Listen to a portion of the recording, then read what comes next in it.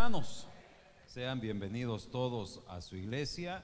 También damos la bienvenida a los que nos sintonizan por la página de Facebook de la iglesia y les invitamos a venir personalmente y acompañarnos para adorar al Señor juntos.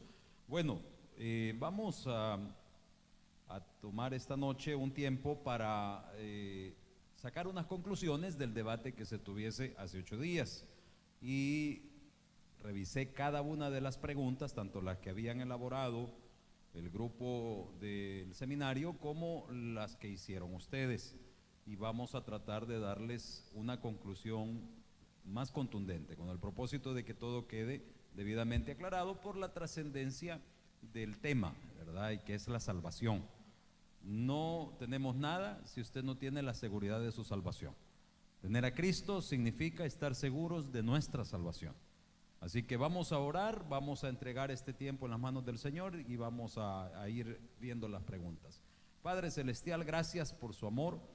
Espíritu Santo, usted conoce nuestra mente y nuestros corazones. Pedimos perdón por toda falta, por todo error, Señor, de la carne, pero suplicamos que sea su Santo Espíritu el que tome absoluto control en este tiempo, que nos pueda edificar, hablar al corazón, Señor, y que me conceda a mí la gracia para discernir y poder transmitir a la congregación, Señor, estas conclusiones. Que todo lo que se haga y se diga sea para la gloria de su nombre, Señor, en Cristo Jesús se lo suplicamos. Amén y amén.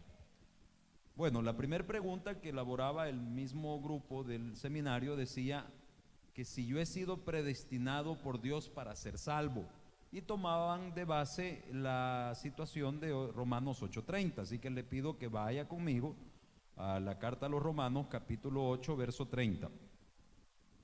Romanos 8:30. Si lo ha encontrado, me dice un fuerte amén. ¿Lo tiene? Mire lo que dice la palabra del Señor, dice: y a los que predestinó, a estos también llamó, y a los que llamó, a estos también justificó, y a los que justificó, a estos también glorificó. Entonces hacían esa pregunta: si ya está predestinado las personas que se van a salvar y las que se van a condenar. Y de hecho, a lo largo de la historia del estudio de la palabra de Dios, del estudio de Dios, que es la teología en sí, pues hubo posturas, ¿verdad? El principal exponente de esto era Juan Calvino, que sostenía que definitivamente Dios ya había precalificado, ya había escogido los que se iban a salvar, ¿verdad? Y algo otros que son más estrictos, también definidos los que se van a condenar. Entonces, primero quisiera decirle un argumento lógico. ¿Por qué? Usando la lógica, si nosotros tenemos un Dios que dice su palabra que no hace acepción de personas, no hace diferenciación de personas, no puede definitivamente escoger de forma predestinada los que se van a salvar. ¿Por qué? Porque nosotros tenemos un Dios de justicia, y al hablar de justicia estamos hablando de la igualdad de oportunidades para todo. Eso con la simple lógica, pero la palabra del Señor, ¿verdad?, nos da también la luz misma en ella. Acuérdese que nosotros no podemos hablar de Dios si no es de acuerdo a lo que su palabra nos enseña. No vamos a inventar, sino que todo está en la preciosa palabra de Dios. Mire desde el verso 28. Dice: y sabemos que a los que aman a Dios, ¿está conmigo?, todas las cosas les ayudan a bien. Esto es, a los que conforme a su propósito son llamados. Porque a los que antes conoció, también los predestinó. Ok, fíjese bien, ubíquese, estamos en la carta del apóstol San Pablo a la iglesia en Roma. No es un lugar de judíos.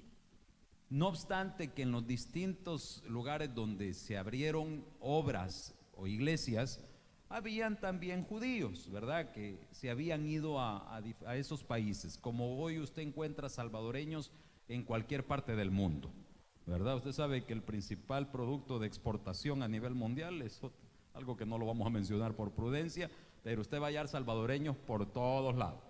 Entonces, los judíos, pues igual, ¿verdad?, por la dispersión, toda la persecución que hubo, tenemos que habían en distintos lugares del mundo. Entonces, cuando la persona recibe el mensaje, estamos hablando de Pablo al pueblo gentil, a los romanos, a las personas que no eran judías, sino que eran de Roma, dice a los que conoció.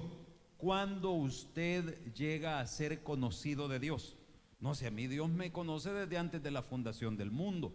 Sí, hermano, pero toda persona, dice Romanos 3:23, que por cuanto todos pecaron, todos fueron destituidos de la gloria de Dios. Entonces, ¿cuándo es que una persona es restaurada, verdad, o regenerada o salvada a la familia de Dios? Cuando recibe a Cristo como su Señor y Salvador. Cuando usted recibe a Cristo como su Salvador, su nombre es anotado en el libro de la vida, y entonces usted pasa a ser parte de la familia de Dios. Evangelio según San Juan 1:11-12 dice: a los suyos vino, los suyos no le recibieron, mas a los que le recibieron, a ellos les dio potestad. ¿Recibieron qué cosa? La palabra. Acuérdese que tenemos palabra escrita desde el Antiguo Testamento. No, está hablando a los que recibieron a Jesucristo como Hijo de Dios y Dios el mismo, y lo recibieron como su Señor y Salvador. A ellos les dio potestad de ser hechos hijos de Dios. Antes de que la persona haya recibido a Cristo, es una criatura de Dios. ¿Por qué? Porque pues Dios creó al hombre, y verdad, en el huerto del Edén, y empieza toda la teoría creacionista, que es la que nosotros creemos. Pero a raíz del pecado, a raíz de la desobediencia de Adán y Eva, entonces entró el pecado a la humanidad, y quedó en condenación. Por eso la carta a los Romanos comienza, ¿verdad?, en el capítulo 3, verso 23, estableciendo que todos están destituidos de la gloria de Dios. Cuando la persona recibe a Cristo, entonces ahora usted pasa a ser parte de la familia de Dios, es hecho hijo de Dios. Entonces usted es conocido de Dios, usted ya es incorporado, es redimido, ¿ya? Entonces cuando a los que conoció, dice, a los que entran, porque en el 28 dice los que aman a Dios. El inconverso no ama a Dios. Muchas veces usted conocerá personas que dicen ser cristianas, que pareciera que no tienen amor ni temor de Dios, pero eso ya lo vamos a tratar de escudriñar más adelante. Pero el punto es que no podemos hablar de alguien que ama a Dios sin que conozca a Dios. ¿Y cuando conoce a Dios? Cuando recibe a Cristo, y además Dios le anota en el libro de la salvación, ya, y es del conocimiento de la familia de Dios. Entonces cuando le conoció, en el momento que usted recibe a Cristo, en ese momento usted también está predestinado. Por eso el uso de la palabra. A los que conoció, cuando le recibieron, desde ese momento están predestinados. ¿A qué? A servirle, a amar a Dios por sobre todas las cosas, a ya no vivir para nuestros deleites y deseos, sino que ahora vivir para aquel que nos compró con la sangre preciosa de su Hijo. ¿Se entiende, hermanos? Entonces la predestinación es para todos. Los que habiéndole recibido, Él nos conoce, Él nos anota en el libro de la vida. Quiero que me entienda, obviamente Dios conoce toda la humanidad, pero estando destituidos de su gloria a raíz del pecado, solo hay una oportunidad de volver a ser redimido. ¿Cuándo? Cuando recibe a Cristo. No cuando dice ser evangélico, católico, mormón, testigo, sino cuando reconoce el milagro de redención que solo Cristo Jesús da. En ese momento usted ya está predestinado para ser primeramente, ¿verdad?, vencedor en Cristo Jesús. Todas esas promesas hermosas que encontramos en su palabra. Y mire lo que dice. Veamos un poquito más adelante. Dice: a los que conoció también los predestinó para que fuesen hechos conforme a la imagen de su Hijo. ¿Está hablando de inconversos o de cristianos? ¿Cómo va un inconverso a ser a la imagen de Cristo? Para que Él sea el primogénito entre muchos hermanos, porque Cristo es nuestro hermano desde el momento que usted y yo somos hijos de Dios.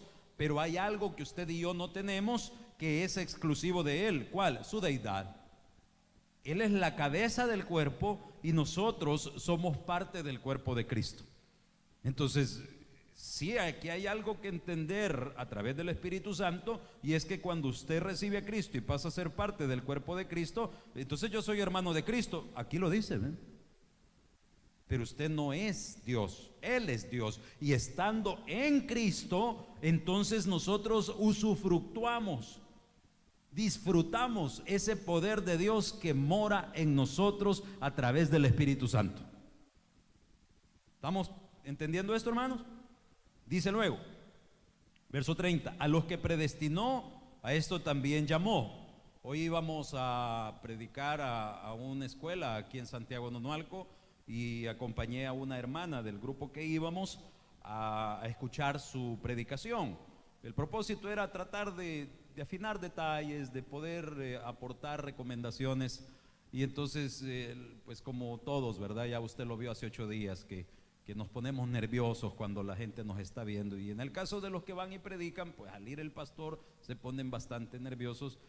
Yo no voy a criticarlos, ¿verdad? Yo no voy a regañarlos, yo voy a aportar, pero es natural en el ser humano, ¿verdad? Que nos ponemos nerviosos. Entonces, yo le decía a la hermana, yo le escuché las ilustraciones, lo hace perfectamente, la felicito, no se ponga nerviosa. Entonces me decía, sí, porque galán los que están en el seminario, galán los que están estudiando, ¿verdad? Porque les enseñan, pero yo hago lo que puedo. Hermana, usted tiene un llamado. Usted tiene un llamado. Vuelva a ver al que está a la par suya. Dígale, usted tiene un llamado. No hay ni uno que no tengamos un llamado para servir a Cristo. Algunos en un área, otros en otra. Pero no hay uno que no tenga un llamado para servir a Cristo. Entonces, dice que a los que conoció, los predestinó y los llamó. Dice, a los que llamó también justificó, porque la palabra justificación en el lenguaje teológico significa ser declarado inocente en juicio. Y usted sabe que somos culpables. ¿Quién es el culpable de tus pecados, hermano? Ay, es que las mujeres que lo tientan a uno. Ay, usted que anda, tentame, ¿verdad? Entonces, no, cada uno es arquitecto de su propio destino. Cada uno decide qué es lo que quiere. Entonces, fíjese bien, aquí hay una serie de bendiciones que comienzan cuando usted conoce a Cristo. ¿Por qué? Porque está predestinado para servirle, para ser prosperado, para triunfar en su vida, hermano. Sus hijos están predestinados para ser personas de éxito, pero hay que entender, y lo vamos a tratar de ir desmenuzando a lo largo de las conclusiones, que no es que la fe requiera otros elementos para completar el milagro. No, pero es que Dios no bendice desobedientes tampoco. Si usted manda a sus hijos a estudiar, no espera que le traigan notas reprobadas. ¿Sí me entiende? No va a dejar de ser su hijo, pero hay una responsabilidad que cumplir como elementos que somos de una familia. Entonces, esa es la respuesta para el efecto de la predestinación. Hay digamos algo que está relacionado a esto, yo se los expliqué el viernes. Oiga el sermón del viernes. En Mateo 20:28 dice que Él vino en rescate por muchos. Los que creen en la predestinación también agarran ese versículo de que Él vino en rescate por muchos, porque se preguntan, ¿por qué no dice por todos? Si la Biblia dijera que vino en rescate por todos, sería por todos, pero como no es por todos, solamente los predestinados, por eso en Mateo 20:28 dice que vino en rescate de muchos. Pregunto, iglesia, a su saber y entender, al decir muchos, ¿estamos hablando de todos? No, ¿verdad? Un ejemplo, ¿cuántos sabemos esta tarde reunidos en esta iglesia? Muchos hermanos. Pregunto, ¿somos todos los que formamos parte de esta congregación? No, ¿verdad? Al hablar de la totalidad, estamos hablando de lo absoluto, ¿verdad? De cada uno de aquellos que forman parte. Entonces dice que Cristo vino en rescate por muchos. ¿Por qué? Porque se está refiriendo a los que le reciben. Todos, dice, muchos son los llamados. ¿Y cuántos son los escogidos? ¿Por qué? Por la dureza de sus corazones. Porque les ofrece el Señor su mano redentora y la gente no quiere. Más adelante viene la pregunta de aquello de cómo ganar a Cristo un ateo. ¿Por qué no quiere? Por la dureza de su corazón. Porque es una decisión personal e individual. Por eso no dice por todos, dice por muchos, porque muchos, ¿verdad?, son los llamados, y aún reducimos más, pocos son los escogidos. O sea que bien pudo haber dicho ese texto que Él vino en rescate por pocos. Pero no es porque Él excluyera a la totalidad, no es porque Él dijera esto sí y aquellos no, es porque la gente no quiere. El que viene a mí, dice Jesucristo, yo no le echo fuera. Yo no le echo fuera. Vamos a la iglesia. ¿Quiere recibir aquí? No, otro día, mejor después. No quieren. Entonces por eso en Mateo 20:28 dice que vino el rescate por muchos. No porque el rescate esté limitado, no porque no esté ofrecido a todos. Está hablando en función de los que lo reciben. Ahora, le cuento que en 1 Timoteo 2:6, yo me imagino que va anotando usted, ¿verdad? Para su conocimiento. 1 Timoteo 2:6 dice que Él vino en rescate por todos. ¿Por qué? Porque aquí ya no está hablando en función de los que han recibido, sino en función de a quienes se ha ofrecido. A quienes se ha ofrecido el milagro de la salvación. Juan 3:16, ¿qué dice? De tal manera amó Dios al mundo, que mandó a su Hijo unigénito para que, ¿qué, hermano? ¿Para que qué? ¿Cómo dice? Todo aquel que en Él cree no se pierda, mas tenga vida eterna. Así que, mis amables hermanos, concluimos en que no hay una predestinación. ¿Qué es lo contrario a la predestinación? El libre albedrío. Dios ofrece su milagro redentor para todos, pero usted tiene la libertad de escoger. Usted decide si quiere entregar su vida a Cristo o si quiere usted correr con la suerte del mundo. Punto y aparte. Otra pregunta que hacían es que los que se van al mundo pierden la salvación. Los que se van al mundo pierden la salvación y tomaban como base Santiago 4:8. Vamos a ver qué dice Santiago 4:8. Esto usted lo puede revisar ahí en el debate que hubo, porque cada una de las preguntas fue las que tomé para sacar estas conclusiones. Santiago 4:8. Leamos primeramente. Dice: acercaos a Dios y Él se acercará a vosotros. Pecadores, limpiad las manos. Vosotros, los de doble ánimo, purificad vuestros corazones. Fíjese bien, Santiago 4:8 no está diciendo que el que se va al mundo pierde la salvación. Y usted en las distintas iglesias o religiones, o escuchando los diferentes predicadores, hermano, cada vez que un predicador le haga referencia a una cita bíblica, por favor búsquela, hombre. No se quede con lo que la persona dijo. Vaya y búsquelo. Yo veía un programa de un supuesto predicador evangélico pentecostal que se volvió al catolicismo y fue un boom en la iglesia católica, y tiene su programa y allí él dice que tiene un PhD en teología católica, y según cuando él habla, él despedaza a los evangélicos y le hace un recital de versículos, pero si usted se va a anotar cada versículo y lo lee y lo escudriña, se da cuenta que no tiene nada que ver con lo que él está hablando. ¿Qué le quiero hacer ver con esto? Que si usted verdaderamente quiere conocer de la palabra de Dios, tiene que leerla, hermano. Es que nos dijeron que en tal y tal parte dice esto y aquello. ¿Leyó usted? No, así me dijo un predicador. Ay, ¿por qué no va y revisa? ¿Cuántos engañadores han salido a la calle? Ahora, cuando los hermanos hicieron referencia a este texto de Santiago 4:8, yo no encuentro aquí que diga que los que se van al mundo pierden la salvación. Pero cuando hicieron referencia a esto, me imagino que estaban hablando de cuando dice purificad, lavar las manos, purificar el doble ánimo, purificar los corazones. La salvación no se pierde. Entienda eso. La salvación no se pierde. Argumento lógico, explicación lógica, usted nunca la mereció. ¿Cuántos creen que hay vida eterna en Cristo? ¿Quién de aquí la merecía? Fíjese que en Apocalipsis, cuando empieza, dice: ninguno fue encontrado digno para abrir el libro, solo nuestro Señor Jesucristo. Hablando de todas las huestes celestiales. Y nosotros, hermano, que nos traiciona el temperamento, que nos traiciona el pensamiento, nos traicionan los sentimientos, nos aferramos, amamos, odiamos. No, hombre, no me moleste, hermano. No lo mereció nunca. Nunca se la ganó. La salvación no es porque usted se la haya ganado. Ese es argumento lógico. Vamos a un argumento bíblico. Búsqueme Romanos 8:31 al 39. Carta a los Romanos, capítulo 8, verso 31 en adelante. ¿Lo tiene? Romanos 8:31. A ver, trate de caminar rápido porque si no, no me va a dar el tiempo. Dice la palabra del Señor: Bueno, pero me interesa que usted lo vaya leyendo, porque no es lo que el pastor diga. ¿Lo tiene? ¿Qué pues diremos a esto? Si Dios es por nosotros, ¿quién contra nosotros? El que no escatimó ni a su propio Hijo, sino que lo entregó ¿por cuántos? Otra vez la palabrita todos, ¿verdad? Porque está hablando en referencia del ofrecimiento, de a quienes se ofreció el sacrificio. Dice, ¿cómo no nos dará también con él todas las cosas? ¿Quién acusará a los escogidos de Dios? Dios es el que justifica. ¿Quién es el que condenará?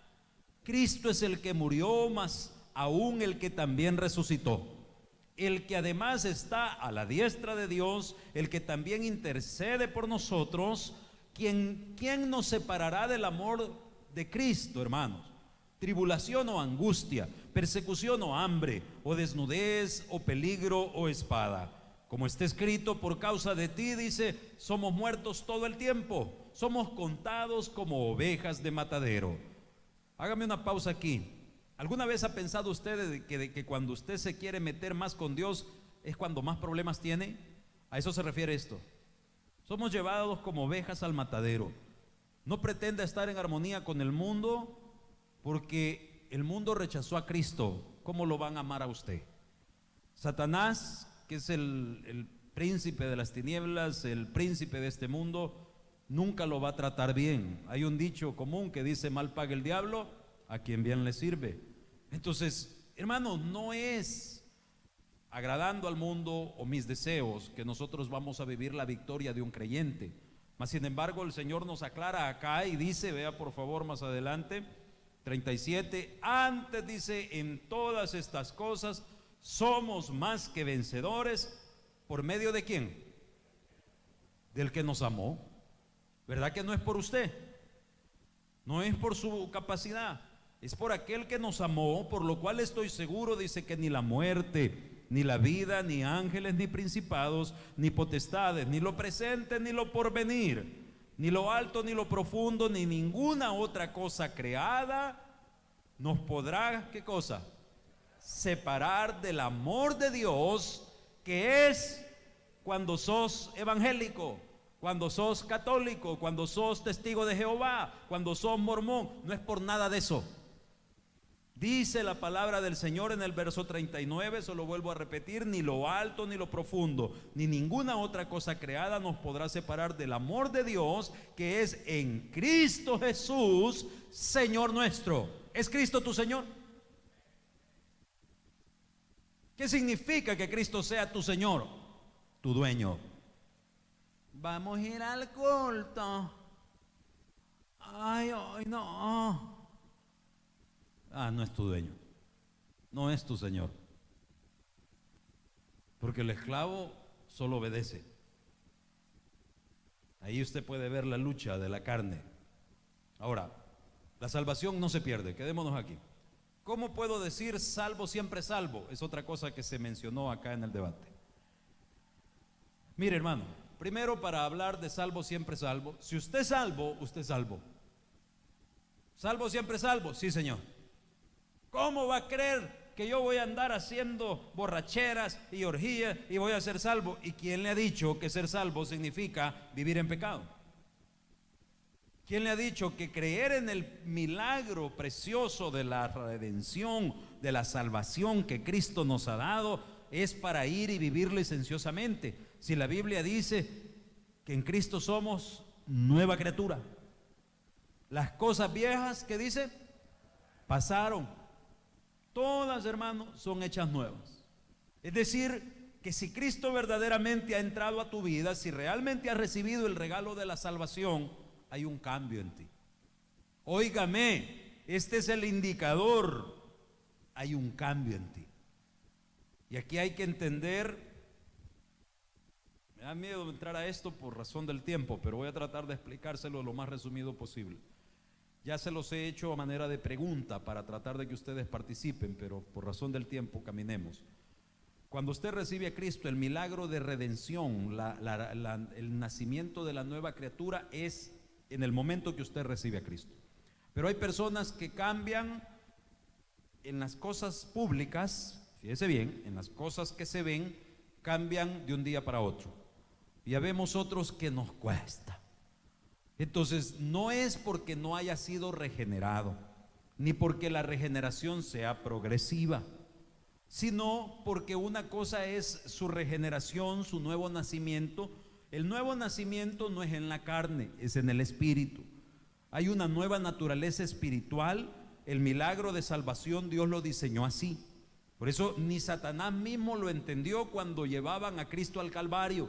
Satanás creyó que él había ganado. Satanás creyó que había truncado el propósito de Cristo. ¿Y qué dice Juan 1:11? A lo suyo vino. ¿A qué vino Cristo? Vino a morir por ti. Porque en esa muerte vicaria, ¿verdad? La palabra vicario significa sustitución en nombre de. El vicario de Cristo dice, uy, cuidado. No, Cristo hizo una sustitución de usted y de mí en cuanto a la paga del precio. Él nos sustituyó y Él entró al Calvario, sacrificó, ¿verdad? Derramó su preciosa sangre para que espiritualmente sucediera un fenómeno de la salvación de todo aquel que creyera en Cristo después de ese momento, que confesara a Cristo como su Señor y Salvador. Y entonces cuando usted recibe ese milagro, ese efecto lo recibe espiritualmente. Su carne, ahí va a ser el cúmulo de las consecuencias de sus errores. Todos los pecados que usted cometa en pensamiento y en acción, los efectos van a ir a la carne. Dios le ha dado un tiempo de vida. Dios le ha dado la capacidad quizás de llegar a los 100 años. Pero usted después de conocer a Cristo sigue chupando, sigue mujeriando, sigue teniendo una vida libertina. Y entonces, ¿qué va a suceder? Se va a morir antes de tiempo. ¿Por qué? Porque la paga del pecado es muerte. Pero va a morir su carne para que su espíritu sea salvo en el día del Señor. ¿Cómo va a creer, pastor? Ya se lo voy a enseñar. Y hay mucha tela que cortar, pero ahorita quedémonos en esto. Entonces, el milagro de salvación se entiende cuando usted entiende que hay una naturaleza carnal que paga las consecuencias del pecado y una naturaleza espiritual que no puede ser tocada por el pecado, no puede ser alcanzada. Pero sí hay que entender que cuando usted recibe a Cristo, usted nace de nuevo. ¿Cuánto va a tardar esta carne en sujetarse al espíritu? Dependerá de muchos elementos. Su verdadero deseo de ser mejor para Cristo, su carácter que ha forjado a lo largo de una vida. Si usted es una persona que dice voy a hacer esto y mañana que se levanta tiene otro pensamiento distinto, pues le va a costar bastante sujetarse al Espíritu Santo. Pero hay personas que son firmes de decisión. Hay personas que dicen hasta aquí llega esto y le ponen sello y tienen carácter. Yo admiro las personas que tienen carácter. Yo vine a Cristo y una cosa que entendí fue que yo era alguien de doble ánimo. Y dice allá en la epístola de Santiago que el que es de doble ánimo es inconstante. Doble ánimo significa ser inconstante. Inconstante. Y ese es el gran problema de todo aquel que le quiere servir a Cristo, aunque ya está predestinado para ser un siervo de Dios. Que venimos, que vamos, que hoy sí, que mañana no sé. Y la clave del éxito para el creyente es que usted sea constante. ¿En qué? En todo lo que hace. Constante en su lectura bíblica. ¿Leemos la Biblia todos los días como la tenemos que leer? Usted sabe que no.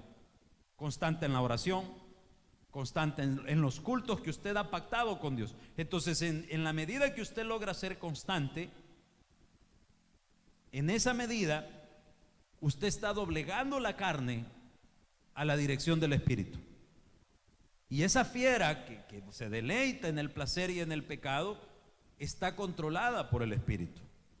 Pero usted puede pasar de pronto años buscando el rostro de Dios, sirviéndole, y algo vino a atravesarse en su vida, qué sé yo, perdió algo, le robaron, lo despidieron del empleo, se le fue el marido, la mujer, se le fue un hijo en rebeldía y se le destrabó el chip.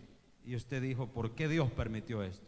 Ya no voy a ir a la iglesia, ya no voy a leer la Biblia, no tengo ganas. Y empieza la carne a tomar control. Y el Espíritu Santo que nos habla, le va a hablar y le va a decir, y usted sabe, no tiene que llegar el pastor a su casa a decirle lo que es bueno y lo que es malo, usted lo sabe. Pero cuando nuestra necedad se impone y entonces decimos, no, que no, que no, que no, y tal vez ha sido, aquí hemos tenido casos duros de pastores, de diáconos que han estado encendidos por el Señor y de repente les chisporrotearon los yunques. Y entonces la carne tomó control. Y se apartaron y se alejaron y cada vez el Espíritu Santo es un caballero, Él es Dios, Él es Dios. Yo no sé si usted se pone a estarme, dime que te diré con sus hijos, Él no. Si usted le dice a un hijo, mira, tenés que hacer, ¿y por qué? No, porque te estoy diciendo, pues sí, pero mira, mi hermano no lo hace, que suénele la jeta. ¿Cómo que va a estar dándole explicaciones al hijo? Si usted lo hace, Dios no. Dios no. Dios viene, le habla a través del Espíritu Santo y usted se hace de oídos sordos. Entonces, ¿qué hace el Señor? Guarda silencio. ¿Por qué? Porque Él sabe que a usted le hace falta por sufrir. Él sabe que Dios, mire, Dios para parar la soberbia, porque ignorar a Dios es dejar que la soberbia tome control. Dios para parar la soberbia, hermano, no hombre, si Él, no se preocupe, Él se las puede de todas. Y yo siempre he comparado al soberbio, hablo del que viene de estar encendido por Dios, como la piscucha. ¿Cuántos han encumbrado o conocen cómo se encumbra piscucha? ¿Sabe qué es eso?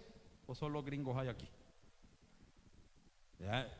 La piscucha, ¿verdad? Usted le pone el hilo, le da cuerda y la pila del cipote ver que aquel volado se eleve y se eleve. Y hay una bien piquetera, ¿verdad? Y en la volada zarcella y cuando hay vientos cruzados y bien bonita la piscucha y cada vez más arriba y más arriba. Así somos los que nos apartamos de Dios.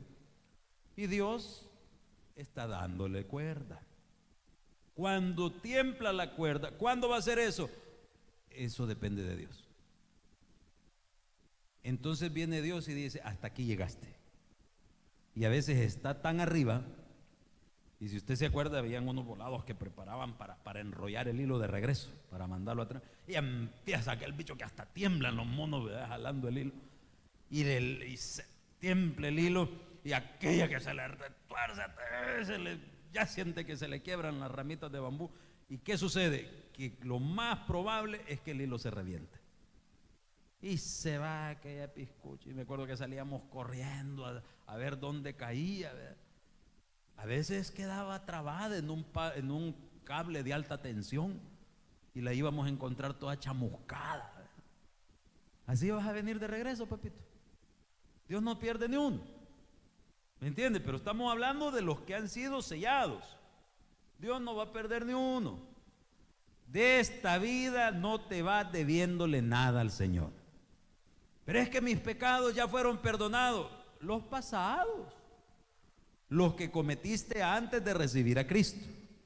De Cristo para acá comienza nueva cuenta, con la aclaración de que no se van a cobrar sobre tu salvación, se van a cobrar sobre tu prosperidad. Ahí se cobran los pecados. ¿Por qué? Deuteronomio 28. Bendiciones por la obediencia y maldiciones por la desobediencia. No sé, aquí todo tiene que ser bíblico. Usted no me puede venir a decir, es que yo creo que no, ¿qué me importa lo que usted cree? A mí demuéstremelo en la Biblia. Bendiciones, dice, pucha, que hermano, vaya y lea hoy en la noche Deuteronomio 28.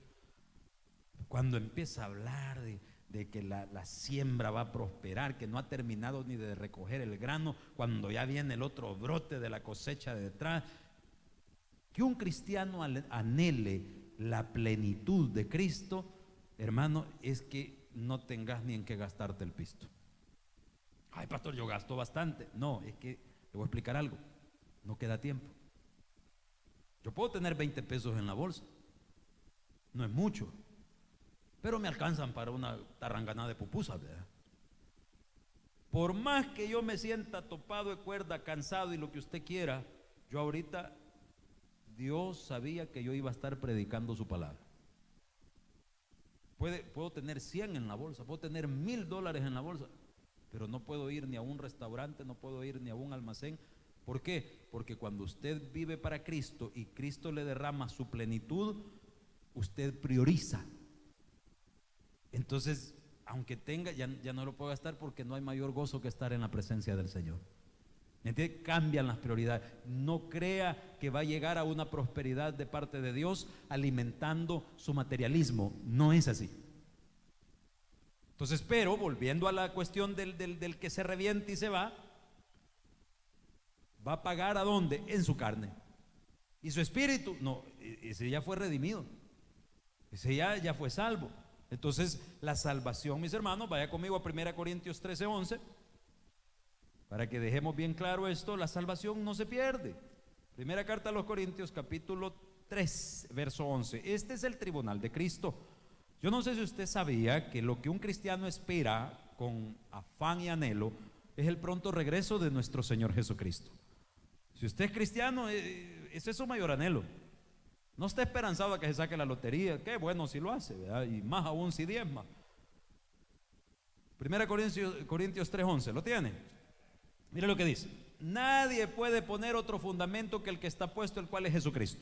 Y sobre este fundamento alguno edificare oro, plata, piedras preciosas. Pregunto, estos tres elementos, oro, plata, piedras preciosas, ¿se consume al ser puesto al fuego? No, se puede fundir, pero no se consume. Y cuando el que hace las alhajas funde el oro, es para hacer una joya preciosa. Entonces, fíjese bien. Usted sabe cómo sobreedifica, dice. Si usted edifica oro, plata, piedras preciosas, entonces vea por favor, estamos, ya me perdí yo, 12. Y está madera, heno y hojarasca. Pregunto, la madera, el heno, ¿qué es el heno? La paja. Y la hojarasca, ¿se consumen ante el fuego? Sí. ¿Se puede hacer algo de la ceniza? No. Verso 12. Si sobre este fundamento, el 13, la obra de cada uno se hará manifiesta. Ay, papá, ahí es donde algunos predicadores dicen que vamos a estar allá en el tribunal de Cristo. El tribunal de Cristo no es para saber si usted se salvó o no se salvó.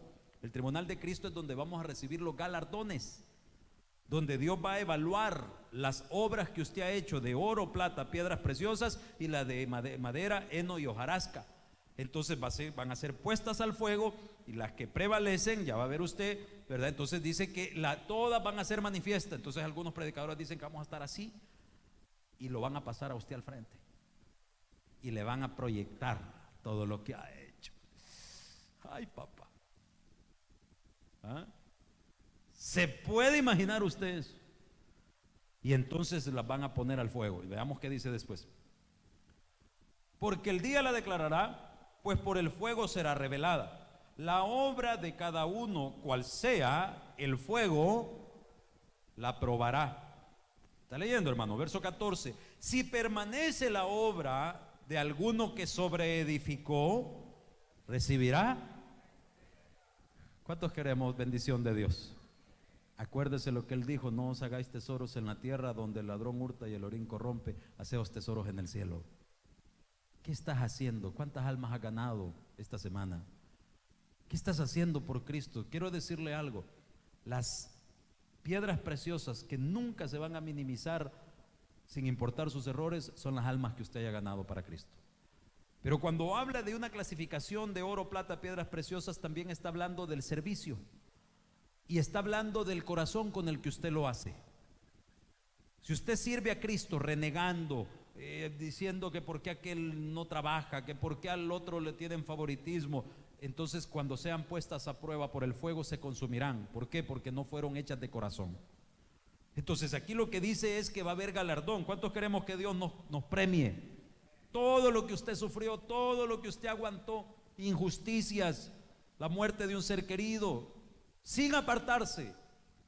Porque aquí el 99.99% han pasado por momentos en su vida donde han dejado de orar, donde han dejado de leer la Biblia, donde les ha dado ganas de tirar la toalla y ya no seguirse congregando, pero de alguna manera lograron sobreponerlo y aquí están. ¿Y sabe quién es esa alguna manera? Es la misericordia de Dios, que no te abandona y te ha sostenido hasta este día, hermano.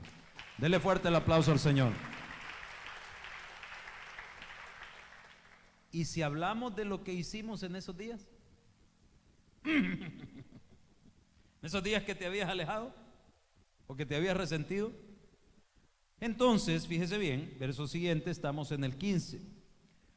Si la obra de alguno se quemare, él sufrirá pérdida. Si bien el mismo, aunque como por fuego, o sea que va a llegar chamuscado y con los pelos parados, pero ya está ahí arriba. Esto se va a desarrollar en la presencia de Dios. Y para que usted llegue allá, no hay un elevador, no hay un avión, sino que Primera de los Tesalonicenses 4:13 dice que los muertos en Cristo resucitarán primero, para que juntamente con los que hayamos quedado vayamos a recibir a Cristo. Dice, porque sonará la trompeta. Cuando esa trompeta suene, en un abrir y cerrar de ojos, ¡pum!, usted está aquí y de pronto va a estar en la presencia de Dios. O sea que para haber llegado allá, usted tenía que haber sido redimido. Y allá le van a probar sus obras, y algunas se van a quemar por el fuego. ¿Por qué? Por todas las regadas que cometemos. Y dice, si bien el hermano sufrirá pérdida, le van a enseñar la mansión celestial que le habían preparado. Quizás le tocó vivir toda su vida de arrimado, ¿verdad?, alguna champa, ¿verdad?, una casa del fondo, pero no del social, sino del fondo del barranco. Y el Señor tenía preparado una mansión gloriosa. Pero como nos valió morning, ¿verdad?, nunca quisimos ganar almas, que veníamos a servir peleando con los líderes, no nos importó vivir una vida de desmadre. Le van a enseñar la casa y le van a decir, esta se la vamos a dar al que te caía mal. Y con solo estar ahí arriba, usted va a decir, no importa, Señor, solo que no me mandes para abajo. ¿Por qué? Porque aquí dice que será salvo. Pastor, pero ¿cómo va a creer? Mire, un ejemplo todavía más claro, pásese al capítulo 5. Capítulo 5 dice, de cierto se oye que hay entre vosotros fornicación. Es Corinto, sí. Y tal fornicación cual ni aún se nombra entre los gentiles. ¿Qué significa esto? Los gentiles son los que no conocen a Dios. O sea que somos más relajos nosotros que los inconversos. A veces el inconverso tiene más temor de Dios que nosotros. Y entonces dice, tanto que uno tiene, hijo de su madre, ¿verdad?, se está metiendo con la mujer del papá. Y vosotros, dice, os habéis envanecido. ¿Quién es vosotros? Pablo habla a la iglesia en Corinto. Y era un secreto a voces, como en las iglesias, que ya se sabe quién se hace paro de luces, quién se da los toques, con quién. Y dice, vosotros os sabéis. Yo no me meto en la vida ajena, ¿no? Yo no me meto. ¿Sabe que para mí como pastor es bien difícil? Yo manejo una política espiritual, si usted le quiere llamar, y es que yo no voy a pagar facturas de otro. Perfecto no soy, pero yo voy a pagar mis pecados, los suyos no. Entonces como en las iglesias, uno con la congregación no se mete. Cuando la persona dice voy a poner a servir, se pone el uniforme, y después me vienen a decir, mire pastor, ya estaba el hermano con el uniforme en la tienda echándose la cerveza. ¡Ah, la puchica! ¿Para qué se puso el uniforme? Hubiera chupado a gusto. Y ahí cuando le hubiera dado una cirrosis, hubiera ido a tener un problema de andar chupando, pues entonces hubiera venido, ¿verdad? Que ya hubiera, porque en la carta de Pedro dice, basta ya, dice, la manera de vivir como en el pasado. Éramos unos chabacanes y venimos ahora a la iglesia para seguir siendo iguales o peores. No, mejor vámonos para afuera, ya chupamos a gusto. Aquí más que le toca andarse escondiendo. Entonces, si se pone el uniforme, ya me meten en un problema. ¿Por qué? Porque yo le voy a responder a mi Cristo en el tribunal de ese uniforme, no de las otras iglesias, de las que estaban aquí. Entonces, pastor, ¿lo va a poner en disciplina? No, yo tengo que llamarle y decirle, mira hermano, esto y esto lo han visto, ¿qué vamos a hacer? Porque, ¿cuál es el temor, pastor? Que son más frágiles que galletas saladas. ¿Alguna vez ha destapado una galleta salada? Si con solo que la abre quiebra la tontera. Aquí no le vayan a decir algo a un servidor porque me voy de esta iglesia, y se van, pues. Se van bravos. Y a veces me dicen a mi pastor, y usted no le da miedo, a ver qué van a andar hablando de usted. Mire, está bueno que no suban el rating. Ahorita vamos con una política de subir el rating. ¿Y eso qué es? Que se conozca la iglesia, para bien o para mal. Dicen que el pastor lo vieron allá con una mujer. Mire, peor es que lo hubieran visto con un hombre. El pastor lo vieron allá que andaba bolo. Pobrecito, tanto estrés que anda. Vea, tráigale una botellita a usted también. ¿Por qué? Porque ¿qué le importa la vida del pastor? Si a mí lo que me enseñaron a usted era a enseñarle a poner la mirada en Cristo. ¿Me entiende? Ahora, ¿a qué me atengo yo? ¿A qué se tiene usted por preguntarle? Allí dice, ¿verdad? Bienaventurado cuando por mi nombre os vituperen, mintiendo. Mintiendo. ¿Qué dicen que dijeron? Hermano, échese aceite en el lomo para que le resbale, hombre.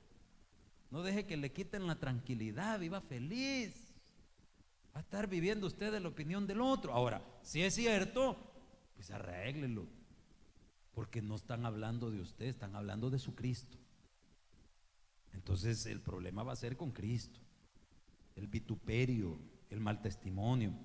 Pero su salvación, sigamos leyendo aquí, dice: vosotros estáis envanecidos, ¿verdad? Los relajos de la iglesia. No debiera más bien haberos lamentado para que fuese quitado de en medio el de vosotros que cometió tal acción. 3. Ciertamente yo, como ausente en el cuerpo pero presente en el espíritu, dice el apóstol Pablo, ya como presente he juzgado al que tal cosa ha hecho. ¿Está leyendo, hermano?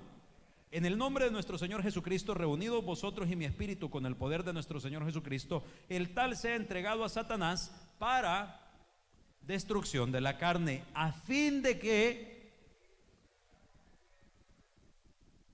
palabra de Dios, y no me vaya a decir te alabamos, Señor. Esto no se lo está inventando el pastor. Pastor, ¿y cómo lo entregamos a Satanás? ¿Vamos a traer al hermano y lo vamos a sacrificar aquí al diablo? ¿Le vamos a dar fuego? No. Como hermanos en Cristo tenemos la obligación, el deber, de que cuando un hermano cae hay que irlo a levantar. Dice: exhortándoos con amor y mansedumbre, considerando al otro como a ti mismo. No vaya a ser que tú el día de mañana seas el que ha caído. Entonces yo lo aplico de esta manera. Si a mí me cuentan que usted agarró zumba, que usted anda en malos pasos, yo voy a ir a hablar con usted como pastor.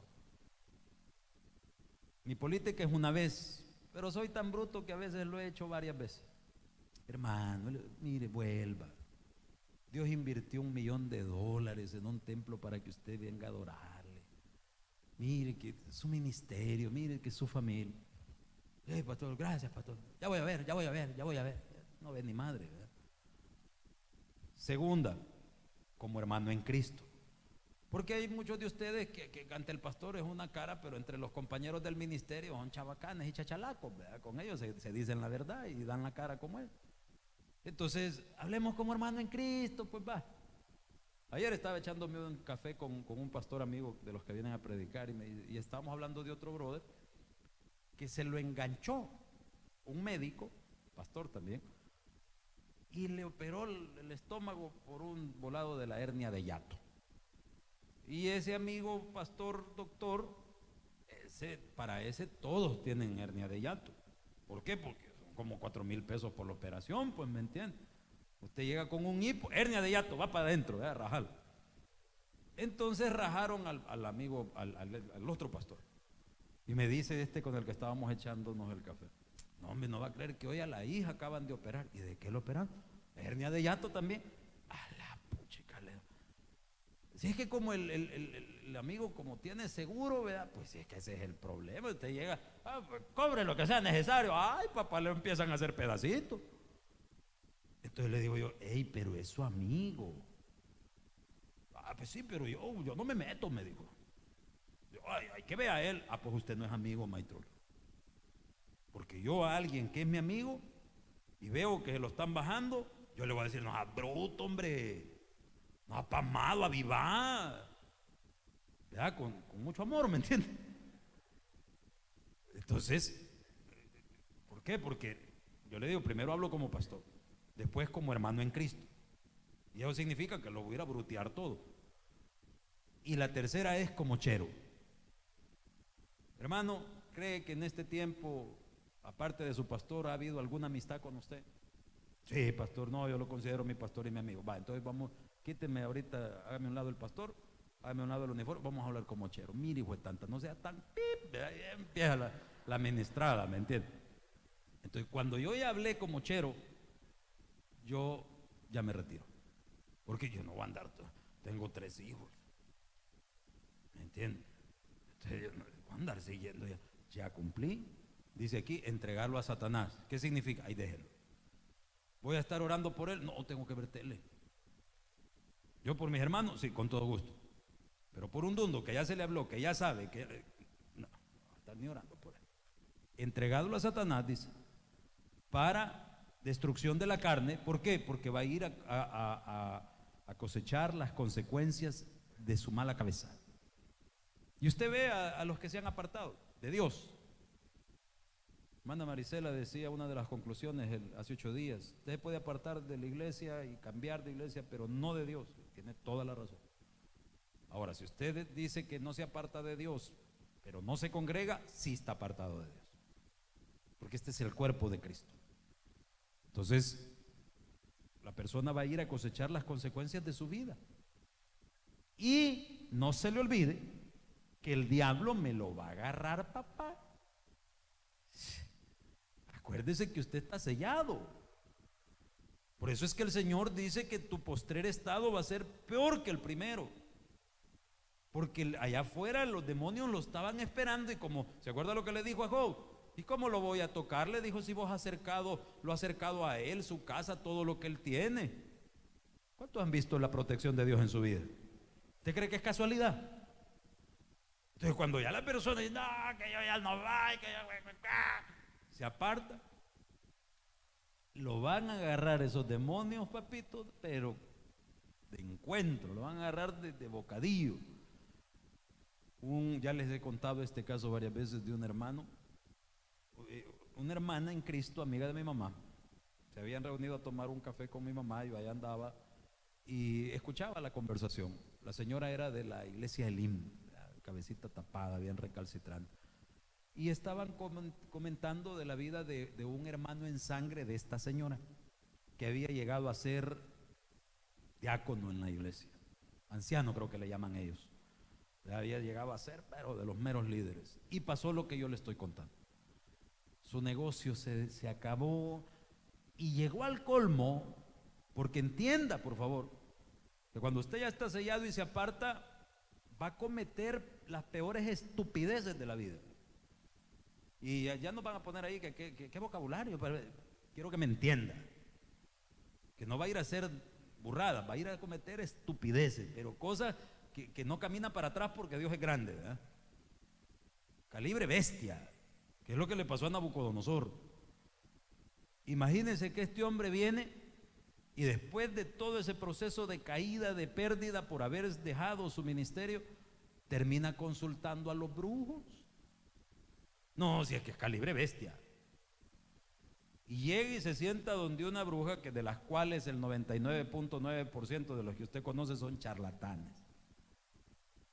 Pero por lo visto llegó donde una de las de verdad, porque nomás se le sentó en la mesa a hablar con la mujer, y la mujer pegó el grito. Bueno, hijo de tantas, le dijo, salí de aquí, le dijo, ¿y qué estás haciendo? Y el hombre asustado. No, le dijo, si yo vengo a que usted me diga cómo recuperar mi negocio. Vos no fregues, con otra palabra, semejante tal por cual. Y él lo trató como quiso. Si aquí estoy viendo que vos estás sellado, hijo de tantas, le digo, salí de aquí que me vas a arruinar el negocio, yo con vos no puedo trabajar. ¿Por qué? Porque el milagro de la salvación no lo ha hecho usted, lo ha hecho nuestro Señor Jesucristo. Dele fuerte el aplauso al Señor. Gracias, Señor Jesús, por su misericordia.